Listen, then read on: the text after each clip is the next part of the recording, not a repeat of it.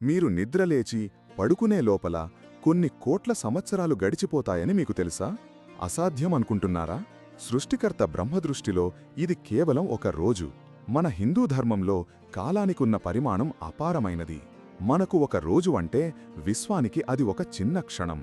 భగవద్గీతలో శ్రీకృష్ణుడు ఈ సృష్టిచక్ర రహస్యాన్ని వివరిస్తాడు.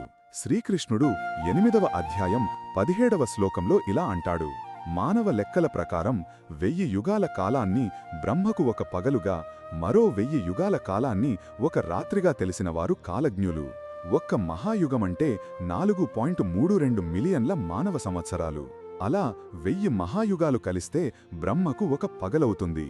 అంటే ఏకంగా 4.32 బిలియన్ల సంవత్సరాలు. ఈ సమయంలోనే సృష్టి జరుగుతుంది. బ్రహ్మ పడుకున్నప్పుడు, అంటే ఆయన రాత్రి సమయంలో సమస్త సృష్టి ప్రళయంలోకి వెళుతుంది. కృష్ణుడు 18వ శ్లోకంలో బ్రహ్మ పగలు వచ్చినప్పుడు అవ్యక్తం నుండి అన్ని జీవులు వ్యక్తమవుతాయని, రాత్రి వచ్చినప్పుడు మళ్లీ అవ్యక్తంలోకి లీనమవుతాయని వివరిస్తాడు. ఈ ప్రక్రియ నిరంతరం జరుగుతుంది. బ్రహ్మకు పగలు రాగానే సృష్టి మళ్లీ ప్రారంభమై, రాత్రి రాగానే అంతా లయమైపోతుంది. ఇది మన జీవితాల అశాశ్వత స్వభావాన్ని, కాలం యొక్క అనంతత్వాన్ని గుర్తుచేస్తుంది. ఈ సృష్టి చక్రంలో మనమంతా భాగమే.